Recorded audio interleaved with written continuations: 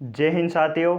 एक बार फिर आपका स्वागत है। और आज अपन पढ़ेंगे राजस्थानी कला एवं संस्कृति। और राजस्थानी कला एवं संस्कृति में देखेंगे मेले एवं त्यौहार। मेले एवं त्यौहार को अपन साथ साथ पढ़ेंगे। त्यौहार के साथ साथ मेले भी पढ़ेंगे, क्योंकि इनको अलग से याद करने में थोड़ी असुविधा रहती है, तो इसलिए साथ साथ पढ़ेंगे। और बात करेंगे इसमें अपन जो त्यौहार है ना, मेले एवं त्यौहार, वो याद किए जाते हैं या वो बनाए जाते हैं अपने भारत में। जो विक्रमी कैलेंडर होता है ना, उस पर आधारित होते हैं ये। विक्रमी कैलेंडर कौन सा होता है? विक्रमी कैलेंडर होते हैं जिसमें महीने चैत्र, वैशाख, जेठ, आषाढ़, सावन, भाद्रपद, ये महीने आते हैं ना, उनके आधार पर ये त्यौहार आते हैं और उन्हीं के आधार पर याद किया जाता है। अगर ये जनवरी फरवरी इसके आधार पर आते हैं तो पढ़ने की जरूरत नहीं होती, सबको याद हो जाता है ये।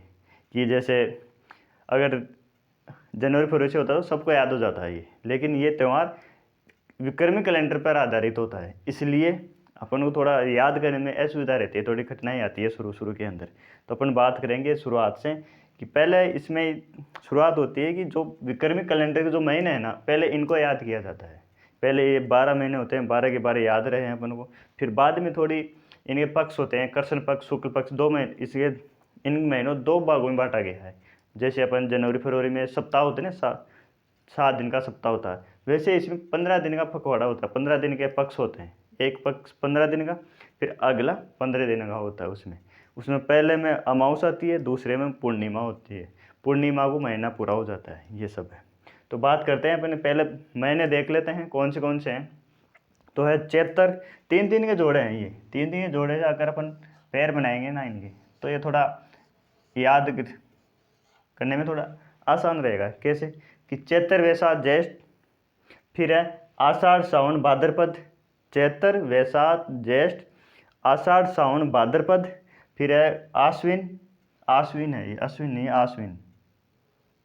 आश्विन कार्तिक मार्गशीर्ष, आश्विन कार्तिक मार्गशीर्ष, फिर है पौष माह और फागुन।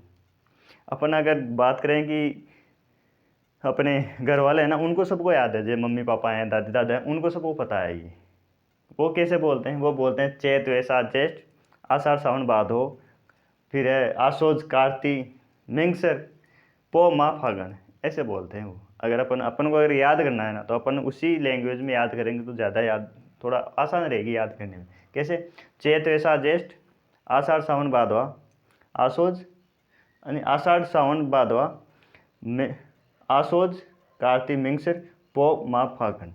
तो एक बार दोबारा और देखते हैं कि चैत वैशाख ज्येष्ठ, 3 हो गए, चैत वैशाख ज्येष्ठ, फिर है आषाढ़ सावन भाद्रपद, फिर है आश्विन कार्तिक मिंगसर, जिसको मार्गशीर्ष मिंगसर भी बोलते हैं, फिर है पौष माह और फागुन।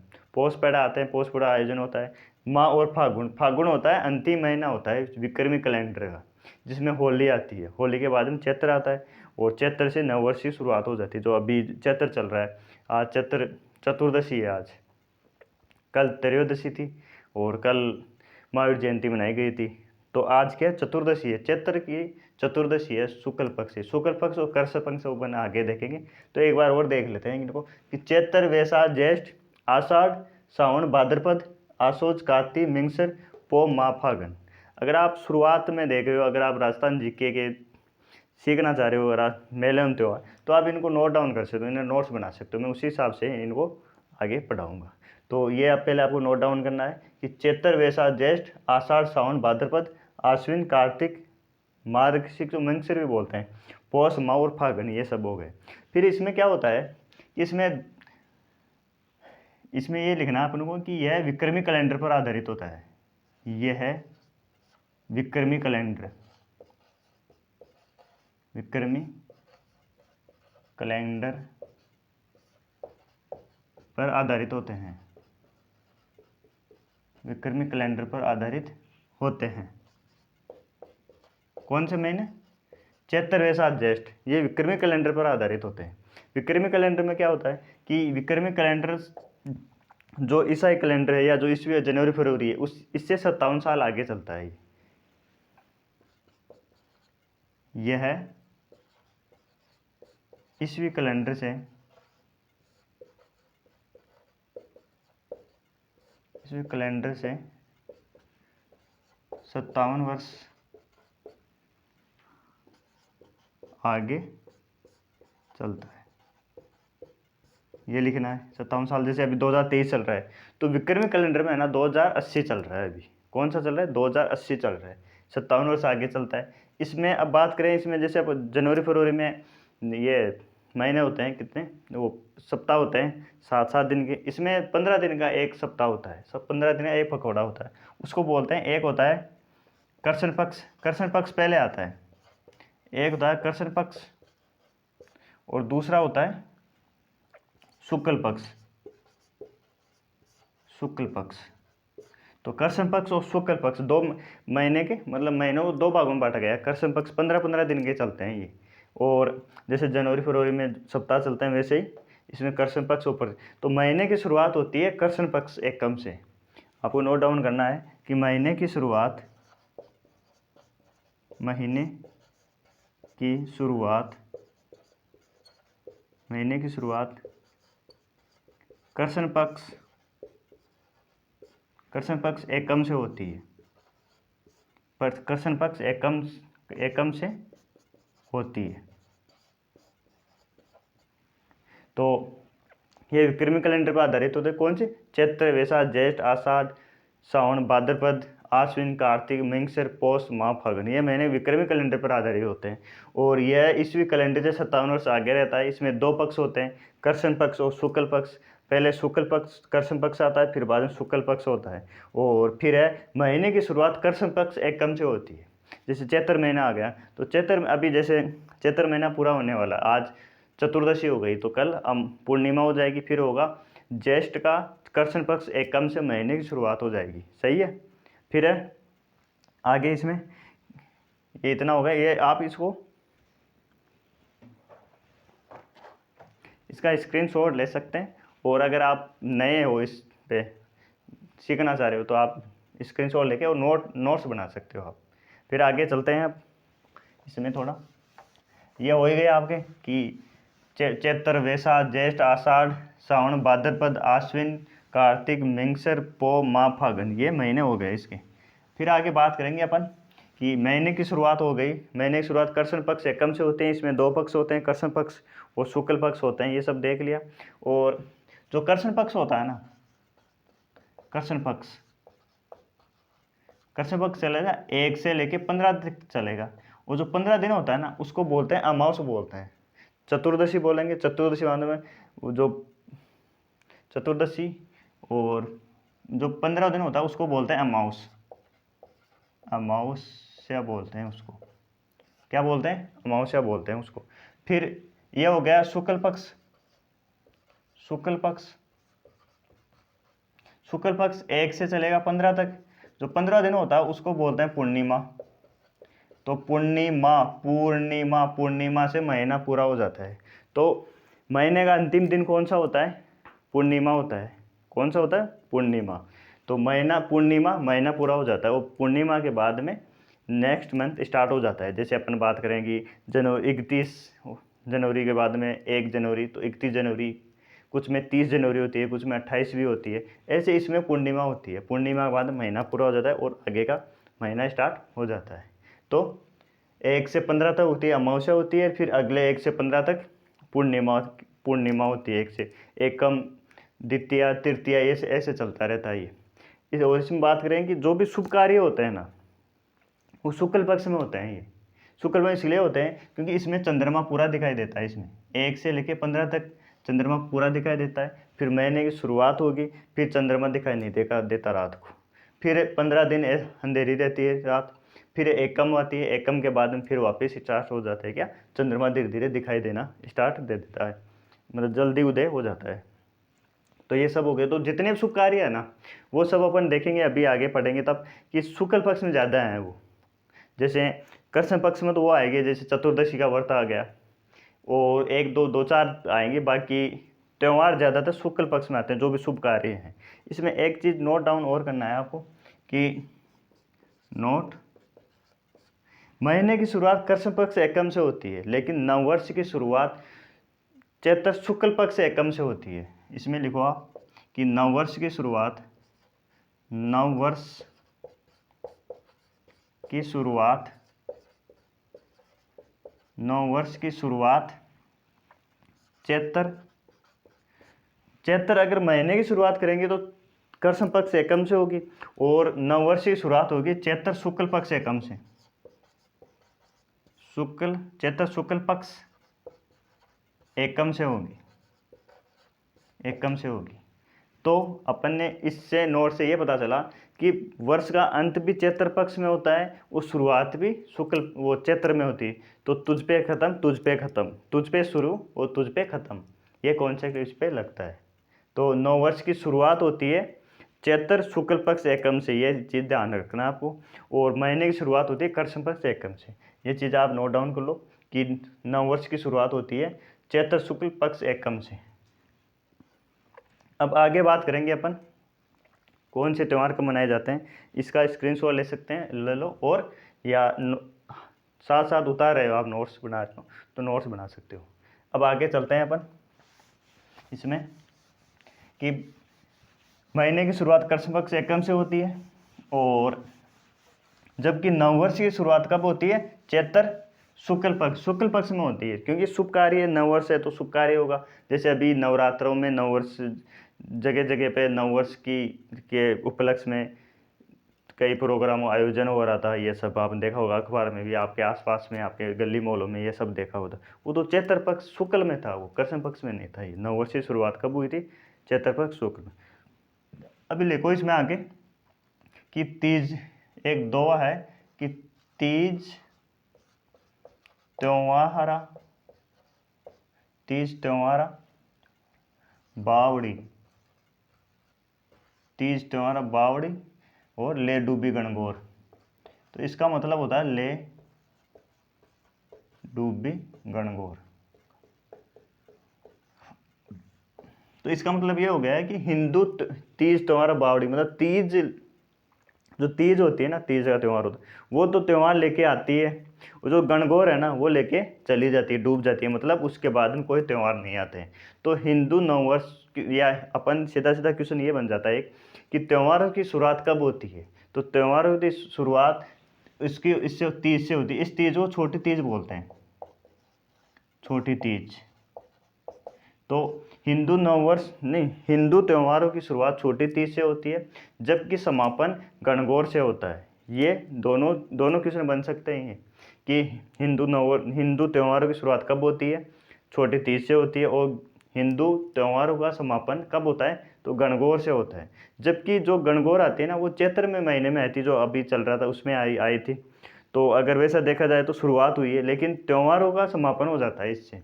महीने की शुरुआत या नववर्ष शुरुआत होती है, त्योहारों का अंत हो जाता है या समाप्त हो जाते हैं। तो ये चीज़ आपको देखनी है कि इसमें मैं लिख देता हूँ यहाँ पे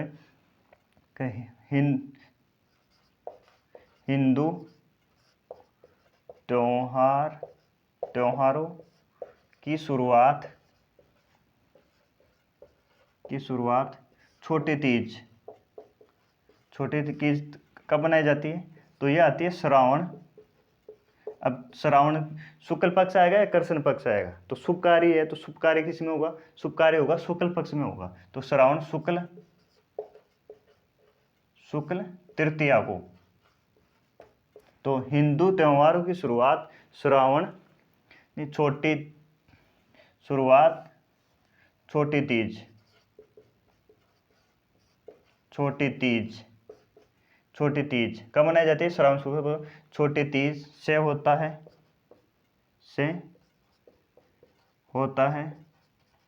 और समापन गणगौर कब मनाई जाती है, चैत्र शुक्ल पक्ष में मनाई जाती है। समापन गणगौर चैत्र शुक्ल पक्ष शुक्ल तृतीया को मनाया जाता है, तृतीया गणगौर को होता है समापन। तो दो क्वेश्चन हो गए कि हिंदू त्योहार की शुरुआत कब होती है, छोटी तीज से होती है। छोटी तीज कब आती है, तो शुक्ल पक्ष तृतीया को आती है। और समापन कब होता है इनका, तो समापन होता है गणगौर से होता है, चैत्र शुक्ल पक्ष तृतीया को आती है। ये चीज़ आपको नोट डाउन करनी है। ये इसका जो ये दो है ना, तीज त्योहार बावड़ी ले डूबी गणगौर, इसका ये सार है कि हिंदू त्योहारों की शुरुआत छोटी तीज से होती है, जबकि और समापन गणगौर गणगौर को होता है। समापन हिंदू त्योहार समापन हो जाता है। अब अपन शुरुआत करेंगे, एक एक त्यौहार पढ़ेंगे और कब कहाँ से स्टार्ट करेंगे, तो छोटे तीज से स्टार्ट करेंगे। ये आप लिख लो, इसे स्क्रीनशॉट ले लो, फिर आगे चलते हैं अपन। फिर आगे अब आपको जो जहाँ से स्टार्ट होगा ना, जैसे कि छोटे तीज से स्टार्ट होगा तो तीज से पढ़ेंगे अपन। तीज कौन से महीने में आती है, श्रावण महीने में आती है। शुरुआत कब होती है, तो फर्स्ट महीना कौन सा है, चैत्र महीना आता है, लेकिन अपन पढ़ेंगे श्रावण। तो महीना लिखो ऊपर, श्रावण। श्रावण ये तो महीना हो गया। अब अपन ने पढ़ा था इसमें कि इसमें दो पक्ष होते हैं, शुक्ल पक्ष और कृष्ण पक्ष। तो महीने की शुरुआत कब होगी, कृष्ण पक्ष से होगी। तो इधर लिख दो आप कृष्ण पक्ष, कृष्ण पक्ष। इधर उधर कृष्ण पक्ष, तो इधर जो भी कृष्ण पक्ष से जो भी त्यौहार आएंगे ना वो लिखेंगे, और इधर लिखेंगे अपन शुक्ल पक्ष से त्यौहार, शुक्ल पक्ष। शुक्ल पक्ष हो गया, ये त्यौहार लिखेंगे। अब अपन ने, अब आप बीच में ऐसे दोनों तरफ जो नोटबुक है उसको दोनों तरफ दो दो भाग हो गए इसके। अब अपन ने हिंदू त्यौहार की शुरुआत कब हुई थी, तो ये हुई थी तीज को, छोटी तीज। तो आप लिखो तीज कब आती है, तो इसको ये लिखो तृतीया। अब यहाँ पर समझने वाली बात ये है, तो तृतीया कौन सी आती है, छोटी तीज आती है, छोटी तीज। और यहीं से क्या होता है, हिंदू त्यौहार की शुरुआत होती है। तो अब देखो इसमें यह है कि छोटी तीज कब आती है, तो आपको लिखा हुआ तो ये है श्रावण शुक्ल पक्ष तृतीया, अलग अलग है, लेकिन बोलना क्या है आपको, कि बोलना है श्रावण शुक्ल पक्ष तृतीया को छोटी तीज बनाई जाती है। तो अपन त्योहारों के साथ साथ इनकी कुछ डिटेल हैं कि क्या क्या विशेषता है इनकी, कहाँ की प्रसिद्ध है, या इस टाइम पे क्या किया जाता है, ये चीज़ है। तो छोटी तीज कब मनाई जाती है, छोटी तीज बनाई जाती है श्रावण शुक्ल पक्ष तृतीया को मनाई जाती है। ये चीज़ आपको समझनी है कि श्रावण शुक्ल पक्ष तृतीया को छोटी तीज बनाई जाती है। और इस दिन क्या क्या किया जाता है ये देखते हैं अपन, कि छोटी तीज कहाँ की प्रसिद्ध है, तीज की सवारी कहाँ निकाली जाती है, कहाँ की प्रसिद्ध है, तो ये जयपुर की प्रसिद्ध है। छोटी तीज, छोटी तीज, छोटी तीज जयपुर की प्रसिद्ध है। ये क्वेश्चन आया हुआ है कि जैसे गणगौर है, छोटी तीज, अभी अपन आगे गुलाबी गणगौर या चुनरी गणगौर तीज, छोटी तीज, बड़ी तीज वो पढ़ेंगे, वो कहाँ की प्रसिद्ध है वो सब भी देखेंगे। तो छोटी तीज जयपुर की प्रसिद्ध है, जयपुर की, जयपुर की प्रसिद्ध है। एक चीज़ तो ये हुई।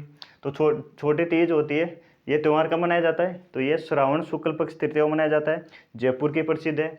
और यह प्रकृति प्रेम का त्यौहार है।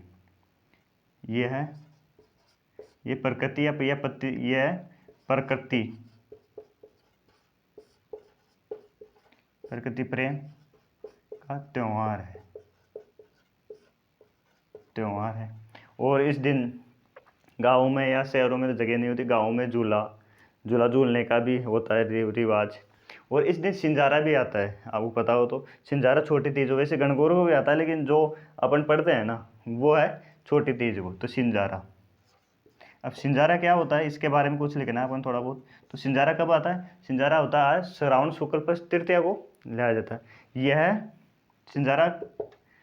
सिंजारा आता है कि जो नवविवाहिता होती है ना उसके ससुराल पक्ष से भेजा जाता है उपहार। तो ये पुरानी परंपरा आती चली आ रही है, वो ये आगे भी चल रही है कि इस दिन मिठाई भी आती है, और ससुराल पक्ष द्वारा नवविवाहिता के तो कुछ कपड़े भेजे जाते हैं। ये तो नवविवाहिता, नवविवाहिता, नवविवाहिता के ससुराल, ससुराल पक्ष से भेजा गया उपहार होता है, उपहार। तो नवविवाहिता के ससुराल पक्ष से भेजा गया। और इस दिन क्या होता है कि जो नवविवाहिता होती है ना, तो वो ससुराल पक्ष से लहरिया ओढ़नी भेजी जाती है एक, तो बाकी 3-4 और ड्रेस होती है, लेकिन लहरिया बिल्कुल भेजा जाता है, ये कंपलसरी होता है ये। तो इस दिन लहरिया ओढ़नी ओढ़ी जाती है जो नवविवाहिता होती है ना उसके द्वारा। तो कौन भेजता है, ये ससुराल पक्ष द्वारा ये भेजी जाती है। तो इस दिन ये क्वेश्चन भी पूछा हुआ है कि लहरिया ओढ़नी कौन से त्यौहार पे ओढ़ी जाती है, तो ये छोटी तीज या संजारे पे हो, इस दिन लहरिया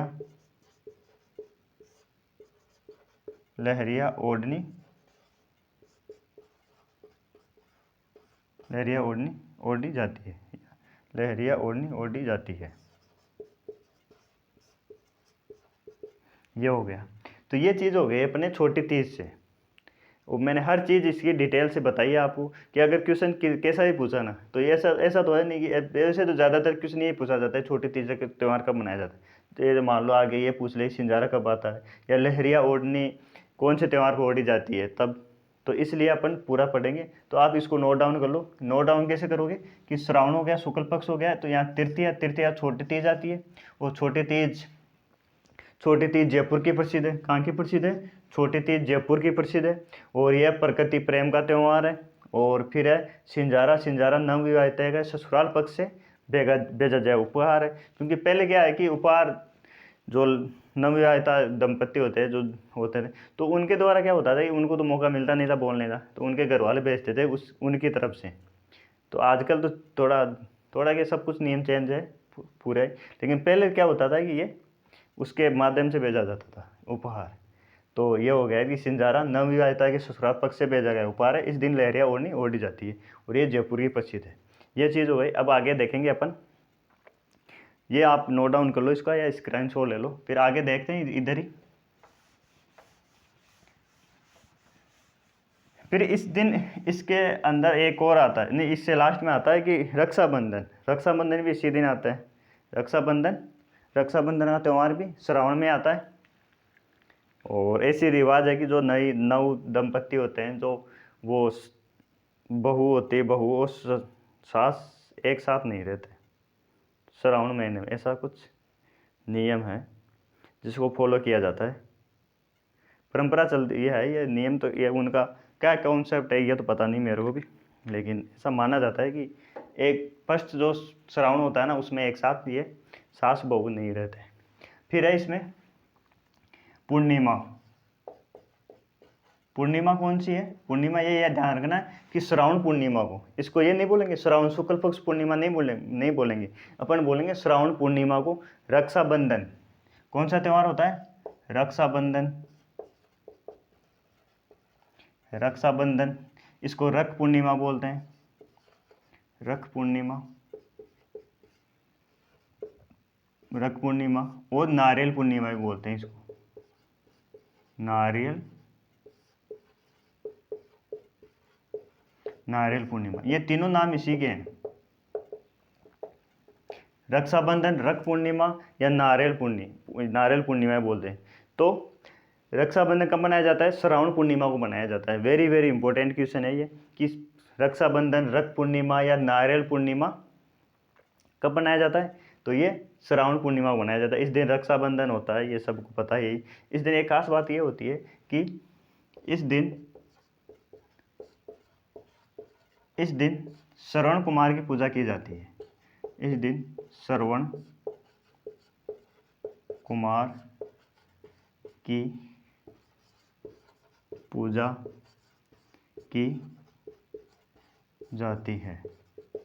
तो इस दिन श्रवण कुमार की पूजा की जाती है। वो बहनों द्वारा अपने भाई के रक्षाबंधन ये त्यौहार बनाया जाता है। तो ये चीज़ है। तो ये हो गया अपने शुक्ल पक्ष से श्रावण में शुक्ल पक्ष से दो त्यौहार आते हैं। श्रावण वो एक तो हो गया अपने छोटी तीज जयपुर की प्रसिद्ध है, लहरिया ओढ़ी जाती है, वो सिंजारा आता है इस दिन। फिर इसके बाद में पड़ा अपने रख पूर्णिमा या नारियल पूर्णिमा इस दिन। और फिर इस दिन श्रवण कुमार की पूजा की जाती है, रख पूर्णिमा। या क्वेश्चन ये बनाया जा सकता है कि श्रवण कुमार की पूजा कौन से त्यौहार पर की जाती है? तो ये की जाती है अपने रक्षाबंधन या रख पूर्णिमा या नारियल पूर्णिमा इस दिन, और श्रवण कुमार की पूजा की जाती है। आगे चलते हैं अपन इसमें।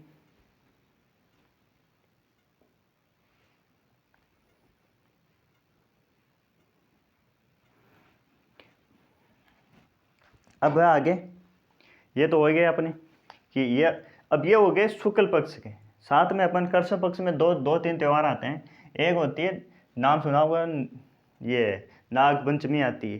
तो नाग पंचमी आती है पंचमी को। नाग पंचमी वैसे पता चल रहा है कि नाग पंचमी कब आती है? नाग पंचमी कृष्ण पक्ष पंचमी को, नाग पंचमी बोलते हैं, नाग पंचमी। इस दिन सांप की पूजा की जाती है साहब। तो इसमें लिख लो, इस दिन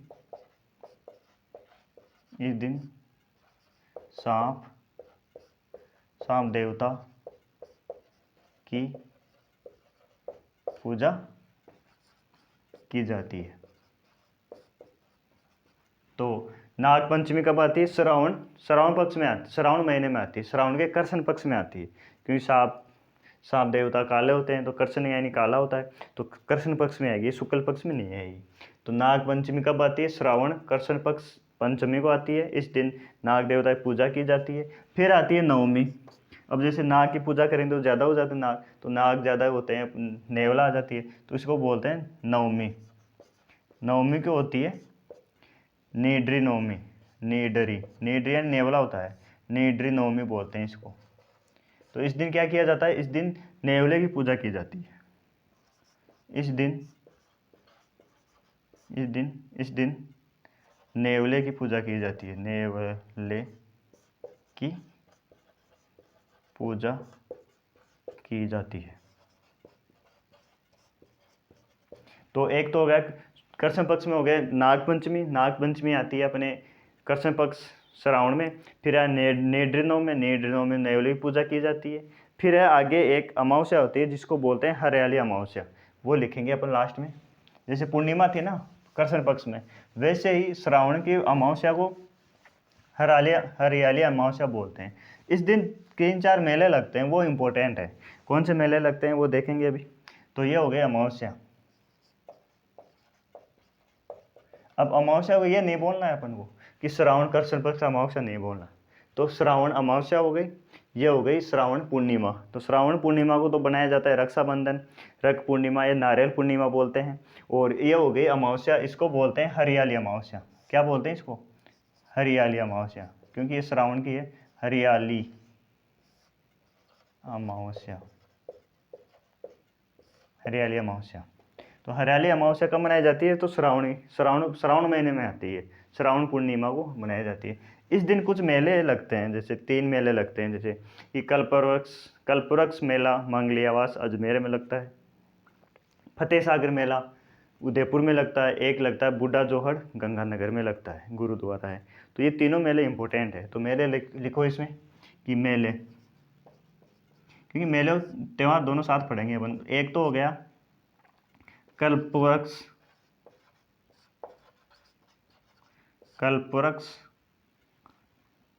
मेला मांगली आवास कहाँ पर है?